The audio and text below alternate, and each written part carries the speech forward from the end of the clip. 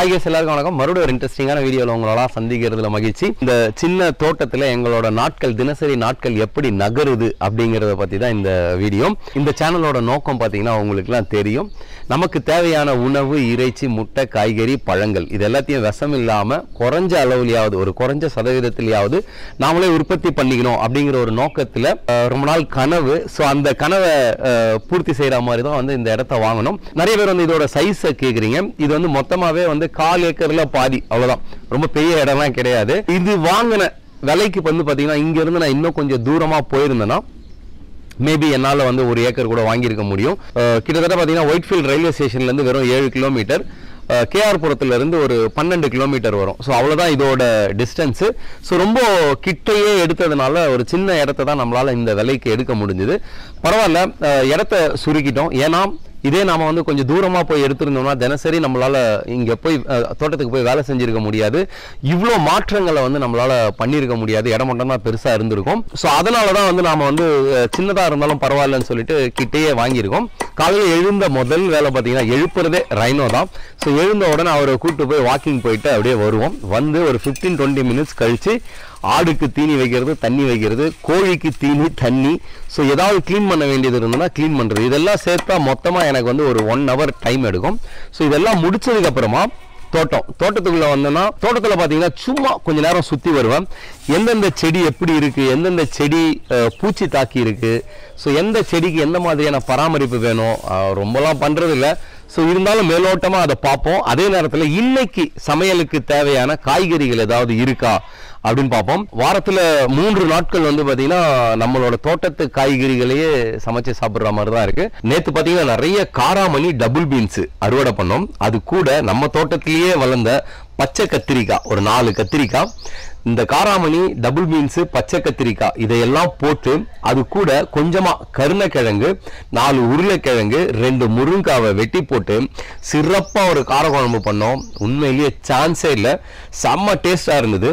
அது கூட கூட்டு, அதாவது பீர்க்கங்காய் கூட்டு. இந்த பீர்க்கங்காவும் நம்மளோட தோட்டத்துல இருந்தே விஷமில்லாம வளர்த்து எடுத்தது.